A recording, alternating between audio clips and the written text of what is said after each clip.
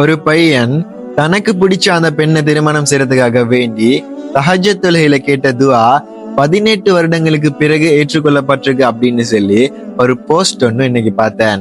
அந்த பையன் தன்னுடைய டீனேஜ் வயசுல இருக்கிறப்போ தன்னுடைய ரிலேஷன்ல இருக்கக்கூடிய ஒரு பெண்ணை அதிகமா காதலிக்கிறான்.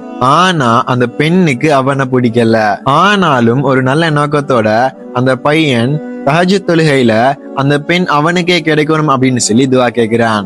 அவனுடைய 23 வயசுல இந்த பெண்ணை திருமணம் செஞ்சு கொள்றதுக்காக வேண்டி ப்ரப்போசல் அனுப்புறான். ஆனா அந்த பெண்ணுடைய குடும்பம் இவனுக்கு திருமணம் செஞ்சு கொடுக்கறதுக்கு மறுக்கிறாங்க. அதுக்கப்புறமா அந்த பெண்ணுக்கு வேறொருத்தனோட திருமணம் செஞ்சும் கொடுத்துடுறாங்க. இது எல்லாமே அல்லாஹ்வுடைய நாட்டம் தான்.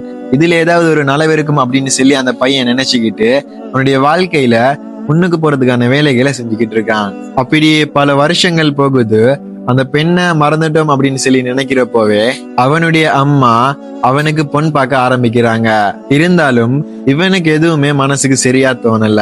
அதுக்கப்புறமா அவனுக்கு தெரிய வருது 8 வருட திருமண வாழ்க்கைக்கு பின்னால அந்த பெண்ணுக்கு குழந்தை இல்லாத காரணத்தினால இப்ப அந்த பெண்ணுக்கு டிவோர்ஸ் ஆயிட்டு அப்படின்னு சொல்லி. அந்த பெண்ணுக்கு டிவோர்ஸ் ஆயிட்டுன்னு தெரிஞ்சதும் அந்த பெண்ணுடைய இத்தா காலம் முடிஞ்சதுமே என்ன உனக்கு திருமணம் பண்ணிக்க விருப்பமா அப்படின்னு சொல்லி மறுபடியும் அந்த பெண்ணுக்கு ப்ரப்போசல் அனுப்புறான். இந்த முறை அந்த பெண் அவனை திருமணம் பண்றதுக்கு சம்மதிக்கிறா. அதுக்கப்புறமா அவங்களுக்கு திருமணமாகி இப்ப 2 குழந்தைகளோட சந்தோஷமா இருக்காங்க அப்படின்னு சொல்லி அந்த போஸ்ட்ல இருந்துச்சு. இந்த ஸ்டோரி உண்மையா பொய்யா அப்படின்னு சொல்லி தெரியல.